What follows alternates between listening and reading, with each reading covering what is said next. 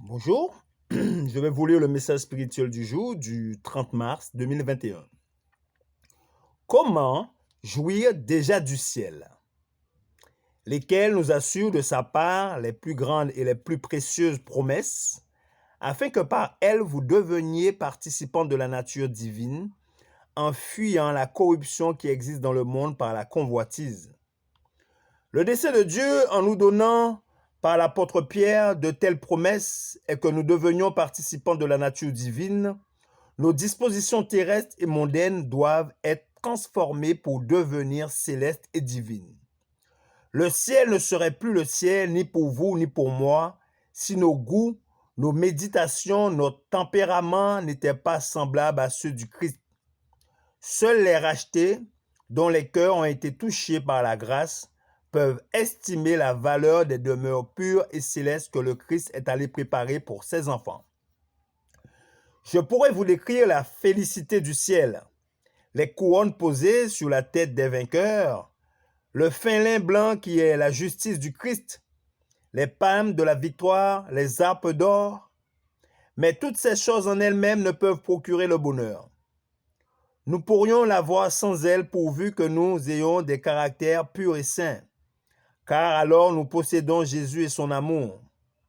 La pureté, l'innocence, la conformité au caractère du Christ nous rendront le séjour du ciel délectable. Toutes nos facultés s'épanouiront en un tout harmonieux.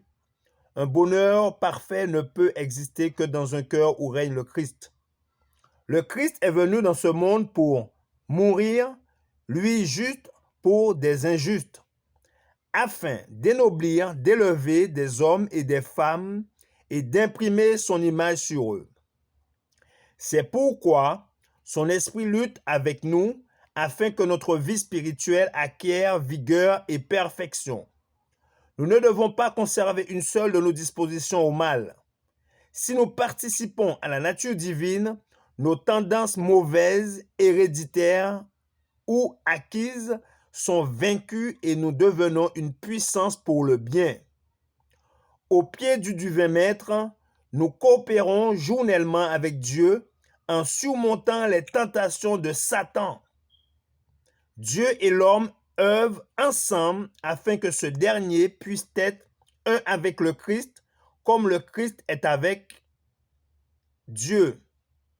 Alors, nous sommes assis ensemble dans les lieux célestes en Jésus-Christ, notre esprit reposant en lui avec assurance et dans la paix.